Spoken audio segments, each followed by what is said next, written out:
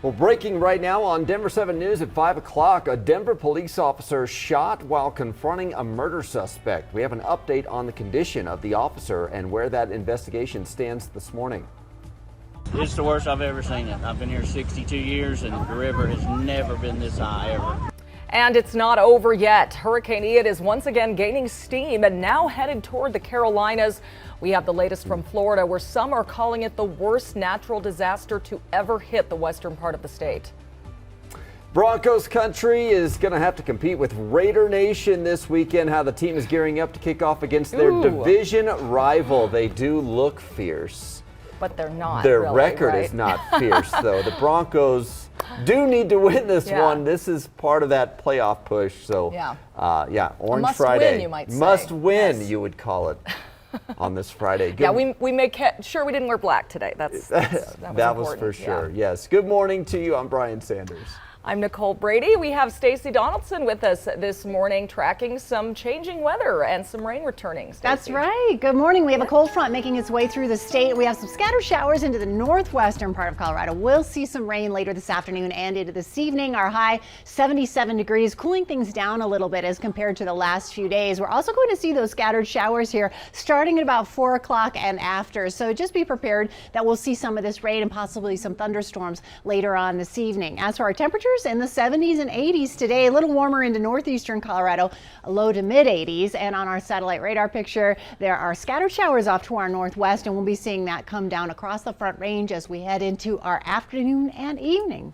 And right now, the overall drive looks pretty good. We're not seeing any huge problems. Had a crash way down at the county line between Douglas and El Paso counties and Monument in the northbound side, but it's just a hazard for you. Right now, C470, you see the train rolling. Can you see some of the train cars right there rolling across C470? Here's Santa Fe. It's actually a big Santa Fe project starting on Monday from here down to Highlands Ranch Parkway. They're going to build a couple of new intersections down here, and they're going to redo the entire roadway. So it's going to be quite the project that will start again on Monday. We still have some lingering construction on the northbound side of I-225 coming up to I-70. So it's this transition that's slow in here, trying to get on over to Pena Boulevard. So you might want to think about using some of the side roads over there. I'll keep you posted on that. But right now, I'm not seeing any other big problems yet across the Metro Drive. Well, what started out as a search for a suspect turned into a shootout with officers right in the middle of the day, in the middle of a busy intersection. Yeah, here's the scene. First of all, we know the officer is recovering this morning. That is good news. They say the 20-year-old DPD veteran was stable. Talking to doctors, has a very good prognosis. Denver officers, though, were in this area around 3 p.m. yesterday afternoon looking for a warrant fugitive who was also connected to a murder investigation. They spotted him in a white vehicle heading down Sheridan. He got into a crash with a blue vehicle you saw in the video there. The man got out, tried to carjack a third vehicle. He took off running and shot at Denver police officers, hitting one of them in the neck, and other police officers shot back, killing him. I think you can imagine what he's feeling right now. Certainly grateful that he's gotten such tremendous amount of support from the community and from law enforcement. So we are working to learn more about the homicide investigation police say the shooter was involved with or connected to. There was a woman in the vehicle with him at the time of the crash and the shootout. It's not clear how she was involved, but no one else was hurt. And if it feels like a familiar trend, well, you're not far off. 5 Colorado police officers have been shot in the last year. The most recent, of course, 27-year-old Dylan Bakoff of Arvada Police. He died responding to a domestic violence incident earlier this month. And it isn't just happening more here. This is a national problem. The Fraternal Order of Police says as of August of this year, 234 officers have been shot. 45 have died. That is up 7% since 2020. This morning, we are just starting to get a sense of the mass devastation from Hurricane Ian as it continues to churn along the Atlantic coast, now headed toward the Carolinas. In Florida, we know at least a dozen lives have been lost. More than 2 million customers are still without power. Ian has regained strength to hurricane status again. And Charleston, South Carolina is in the eye of that right now. It's expected to make landfall in South Carolina this afternoon at hurricane strength. Take a look at this. This is the sheer power of water. This video was taken in a Naples apartment building. Look at that. It just comes rushing through the door there. The man who recorded this says the water came quickly above his head and he held onto a guardrail. I lost my shoes. I got completely submerged underwater, all above my head, and I ran up the stairs barefoot after that. It looks like a bomb went off here, to be honest with you. It's beyond what I thought was capable of happening. Yeah, so much force there. And then take a look at the flooding, and people are just using airboats to get around. This is in Hardee County, Florida, about 90 minutes east of Tampa, 60 miles inland from the coast. You can see just feet of water drowning out an entire neighborhood. And it comes as officials say this hurricane could be the largest natural disaster in Florida's history. Ivan Rodriguez is in Fort Myers, where they've seen some of the worst damage.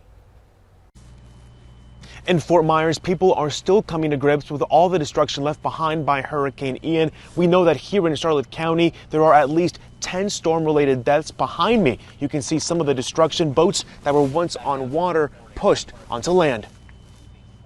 Some of these images that you're showing me, it's the first time I've seen them. It's pretty emotional for me. 2 days after Hurricane Ian slammed into Florida's southwest coast, and many are only just beginning to grapple with the damage and devastation left behind. Being so hardworking honestly doesn't matter. It just is destroyed and it's ruined, and then you have to start all over again. And honestly, where do you start? How do you start in this? Millions are still without power and others still with no access to clean water. Hundreds have had to be rescued so far, plucked from roofs and partially submerged cars. Those on islands like Sanibel cut off from the mainland after the causeway collapsed, needing rescue by helicopter or boat. There's a whole bunch of people just like y'all, thousands of them, take you to a shelter. Now, Ian is expected to head toward the Carolinas and northeast Georgia after intensifying again to a Category 1 hurricane in the Atlantic Ocean. Those governors have issued state of emergency orders ahead of the storm, and many residents are being told to hunker down. It's going to be a little bit hairy. 6-foot surge, with a 6-foot tide, we're going to be at 12 feet. That's about the maximum a lot of houses out here can take on the first floor. We're also hearing from people who say they are devastated, some of them saying that the destruction was so bad that they are now homeless. We're also hearing from the Florida State Marshal, who says this could be the largest natural disaster in Florida state history. In Fort Myers, I'm Ivan Rodriguez. You can help people impacted by Ian through Denver 7 Gives. We're partnering with the Scripps Howard Fund for hurricane relief. Our teams across Florida will be working with local organizations to make sure every penny you give ends up going to those in need. You can text STORM to 50155 and then follow the prompts, or just scan the QR code on your screen right now. You can also visit denver7.com/hurricane relief. Well, the Broncos schedule steps up a notch this weekend. They go to a division rival, meeting the Raiders for the first time this season. Yeah, the Vegas Raiders are currently 0-3 this season, last place in the AFC West, but the record doesn't really matter in these games. Because of the fact that, we see each other twice a year, it always comes down to how we play against each other for our postseason berths and stuff like that. So as an organization, as a team, that we just got to hate them. Our fans are the best in the league, and we're going to go out there and prove that we're still the best defense in the league. Yeah, man, coming in, everybody hated the Raiders, so you just got to hop on that bandwagon. But as you can see from last year, we really don't like them, they don't like us, so it is what it is, so it's going to be fun. Sounds fun. Yeah, we're already looking ahead to Thursday night football. You can watch the Broncos take on the Colts right here on Denver 7. In fact, we are the only broadcast station carrying this game. Our coverage will start Thursday at 5 p.m. Kickoff is just after 6, and then stick with us for post-game coverage. ABC's Thursday night lineup of Station 19, Grey's Anatomy, and Alaska Daily will be carried on our sister station Local 3 starting at 7 p.m. Looking good out there this morning. We have partly cloudy skies, temperatures in the 50s, so temperatures pretty comfortable. It will be cooler today here across the Front Range. We have a cold front making its way across Colorado, so our highs only in the 70s this afternoon, and we are expecting rain later today and again tomorrow. And Jason, looks like it'll be even cooler to start our weekend. Yeah, so we could see some slick areas as that rain moves in, not only in the high country, but here in town. We do have a good drive right now, at least out through Watkins on I-70 out here, and this is Peoria, which is a little bit east of Watkins. But out at Deer Trail, there's a rollover crash on that eastbound side of I-70, so it is going to cause some delays for you folks that'll be out on the Eastern Plains. Well, if you haven't started the process already of canceling your student loan debt, you need to check if you're still eligible. The last-minute changes the Biden administration is rolling out. Plus. So hey, naughty, naughty, hey, naughty, naughty. The Bard is back with a twist. Shakespeare returns to the Denver Center. We'll tell you what's unique about this production.